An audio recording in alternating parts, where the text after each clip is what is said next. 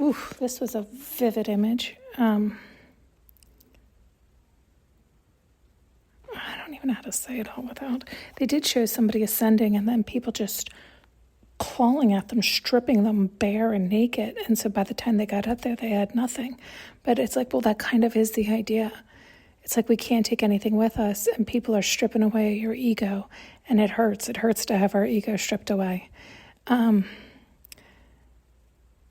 Especially since it's us fighting us because we think it's helping us, right? Defending us. It is. It's the last known thing. It's to protect us from threat.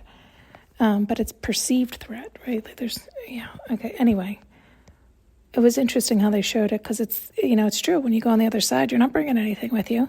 You don't bring your house. You don't bring your kids. You don't bring your stuff. You don't bring your money. So it's like, it's funny how people always take it that way, which is very, very true.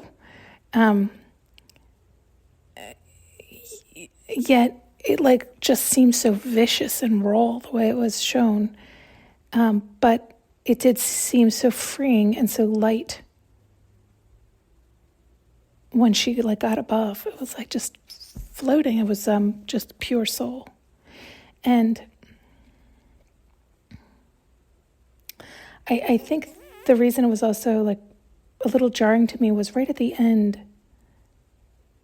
I recalled something. I'm just trying to recall it now. Isn't there a saying somewhere about, so you're not standing there naked? And so again, I think it's like the idea of how we just misinterpret a lot of the words oftentimes, where it's like the idea of, so you're not standing there naked, meaning exposed and vulnerable, meaning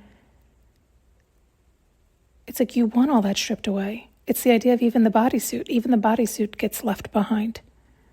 There is no identity left. There's no form left when you get to the other side. It is just your pure essence. It's just your pure soul. It's like all the crap gets left here.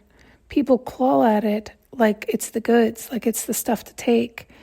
But it's so comical, right? It's like the joke's on them in the sense that, none of this stays.